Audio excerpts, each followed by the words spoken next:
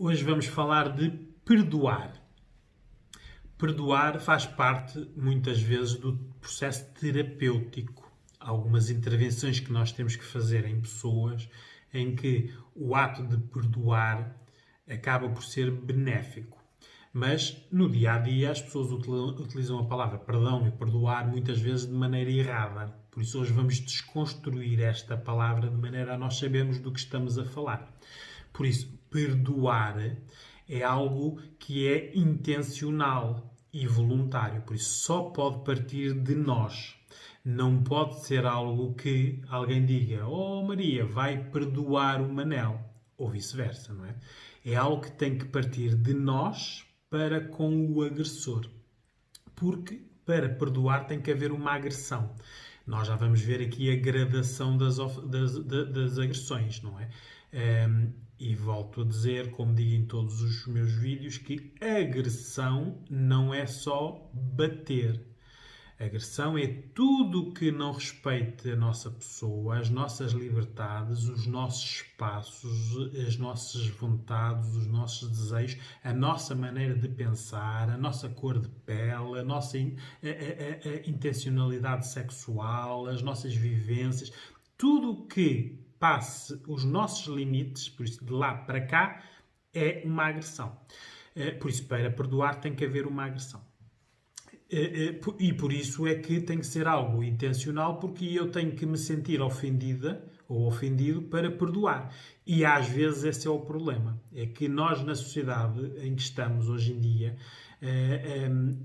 as ofensas já são tantas e tão grandes que já começa a entrar na desensibilização das pessoas.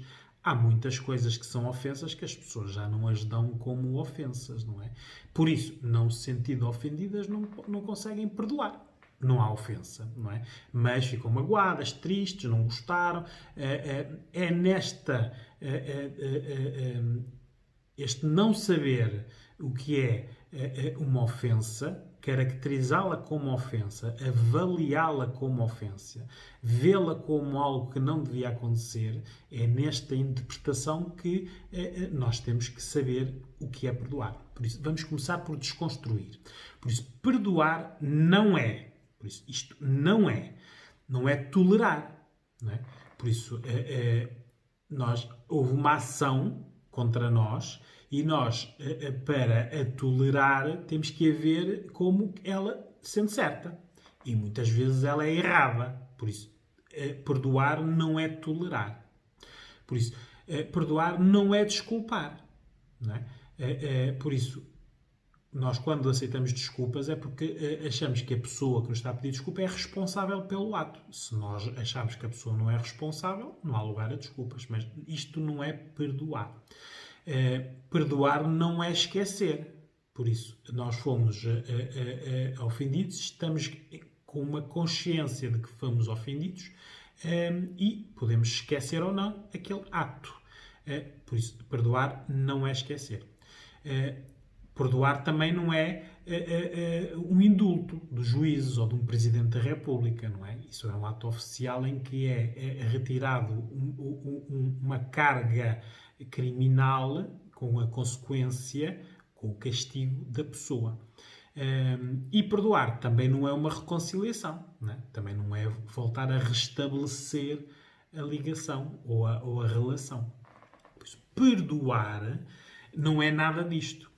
Perdoar é quando nós sentimos que é benéfico para nós, por isso, o outro não existe aqui, é benéfico para nós perdoarmos.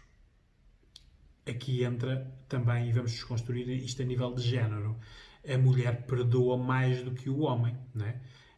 Perdoa mais por gradação também. Perdoa aos filhos, perdoa aos pais, muitas vezes perdoa nas relações. O lado maternal leva a que seja mais propensa ao perdão.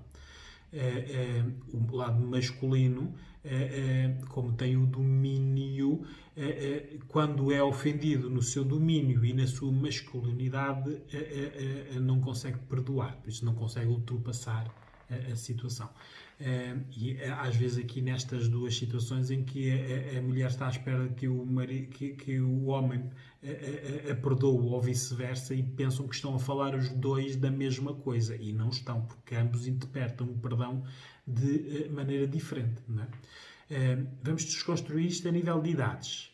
As crianças perdoam muito rápido e facilmente, porque geralmente quando perdoam algo bom acontece. Não é? Quando perdoam, por exemplo, um menino, perdoam ele volta a brincar com ele, se perdoam por causa de um brinquedo, perdoam e voltam a ter o brinquedo. Por isso, o perdoar acaba por ser uma recompensa, por isso é fácil eles perdoarem. Falta-lhes a consciência do contexto. Depois temos o adolescente, que isto faz quase uma birra emocional. Perdoa, mas em troca de. Geralmente, não é? Sentem-se ofendidos, mas só deixam de estar ofendidos se tiverem em troca algo que desejem, que queiram, que lhes faça falta. Depois temos o adulto, que já tem aqui a consciência do contexto e que perdoar é muito difícil. E temos o idoso, que perdoa quase como um pedido de desculpa e de despedida, porque já está mais perto da morte, não é? Temos que ver aqui que estamos a perdoar o quê? Há situações que muita gente dizem que são imperdoáveis. Muitas dessas situações nós recebemos aqui nos consultórios de psicologia, situações muito graves, que para a maioria das pessoas é difícil de perdoar. Porque confundem o perdoar com o tolerar, desculpar, esquecer e o reconciliar. E o perdoar não é nada disso. O perdoar é algo nosso, é um processo interno que nos alivia e desprende, por isso nós estamos ligados àquela pessoa pela ofensa e desprende-nos daquela pessoa.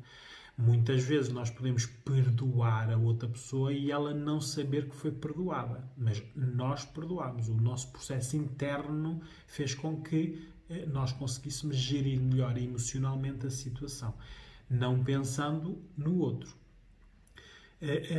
Antigamente associava-se muito o perdão à pessoa quando estava à beira da morte, a família reunia-se e perdoava-lhes muitas das situações para ele partir em paz. Né? É esse tipo de perdão que muitas vezes depois foi romanceado e a nível dos filmes e dos livros, não é? Que não dá a dimensão do perdão, porque o perdão é nós deixarmos de estar ligados àquela pessoa. Aqui vamos ver as causas, né? Porque há causas moderadas, graves ou crimes. Não é? O moderado é no dia-a-dia. Não é? As pessoas fazem-nos as coisas, não é? E nós ficamos ofendidos com elas. Não é? Muitas vezes situações relacionais. Não é? Há mais interpretações, conflitos, confusões, é que a pessoa fica ofendida e depois não perdoa. Não é? Pode continuar a estar no mesmo contexto com a pessoa que ofendeu, mas não lhe liga, não tem a mesma relação inicial. Depois temos a parte das causas graves, né? Que é as agressões, né? As ofensas, os ciúmes, o uso das pessoas. É quando há aqui uma má intencionalidade, a pessoa é má para nós. E aqui, claro, isto é algo grave. Né? Depois existe o crime, né? Que só se resolve primeiramente com queixa nas autoridades e aqui envolve as agressões todas, desde as físicas, verbais, relacionais, sexuais, através dos controlos das redes sociais, dos GPS, das localizações, situações que configuram crime e que são feitas contra nós. Nós ficamos ofendidos, fazemos queixa ou não, a maioria das pessoas não faz queixa, por isso não fazendo queixa está a desvalorizar o ato, por isso deixa de ser quase crime para a pessoa, porque se não faz queixa é porque não é crime, mas é crime, só que a pessoa não interpreta como tal. As causas é muito do 880, o radicalismo, a inflexibilidade. Né? As pessoas do agressor para nós acaba por ter esta parte, né? Ele quer, agressor ou agressora. Né? E da parte de quem recebe, muitas vezes também tem esta inflexibilidade. Não é? Maior parte das ofensas, sem serem os crimes, poderiam ter sido não permitidos, não aceitos logo desde os inícios, quando as pessoas se conhecem, ou, se forem moderados no dia-a-dia, com uma boa comunicação. As pessoas serem adultas e falarem sobre as situações, em vez de amoarem e se fecharem e dizerem, olha, vai àquela parte, não é? Porque as pessoas não saem dos nossos contextos.